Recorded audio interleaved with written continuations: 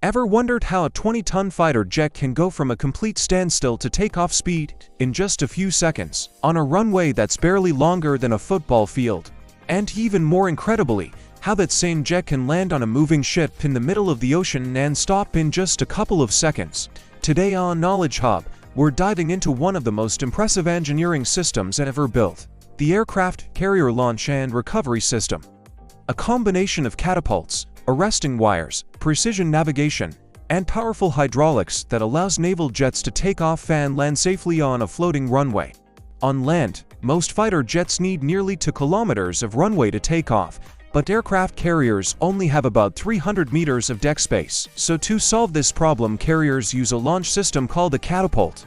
Traditionally, this has been a steam catapult, where high-pressure steam from the ship's reactors drives a piston inside the long cylinder beneath the deck.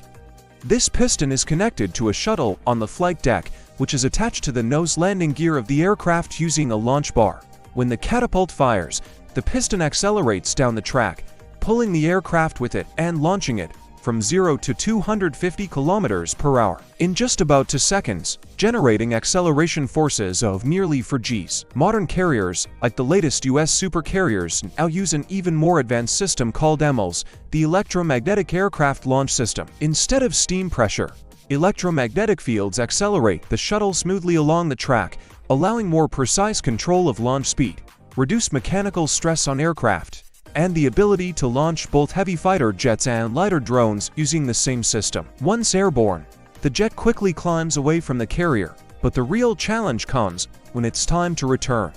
Landing on an aircraft carrier is often described as one of the most difficult maneuvers in aviation.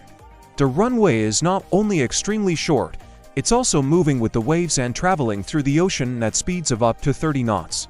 To land safely, pilots use a system called the optical landing system, often called the meatball, which provides visual guidance showing whether the aircraft is too high, too low, or perfectly aligned with the glide slope. As the aircraft approaches the deck at around 240 kilometers per hour, the pilot aims to catch one of several arresting wires.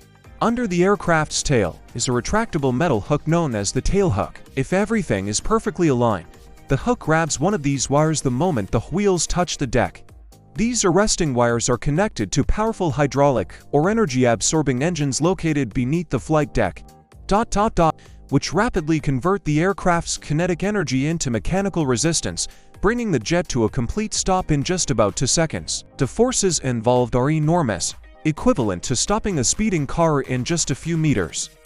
If the pilot misses the wires, the aircraft simply throttles up to full power and takes off again in a maneuver known as a bolter.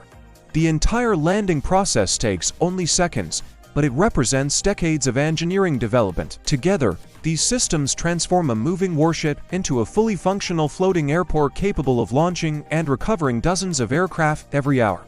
So the next time you see a fighter jet blasting off the deck of a carrier or slamming onto the runway and stopping almost instantly, remember, behind that dramatic moment is one of the most advanced launch and recovery systems ever engineered. If you have enjoyed learning how aircraft carriers launch fighter jets in seconds and bring them to a stop in just a few meters, make sure you subscribe to Knowledge Hub for more deep dives into the incredible engineering systems that power the modern world. And as always, stay curious.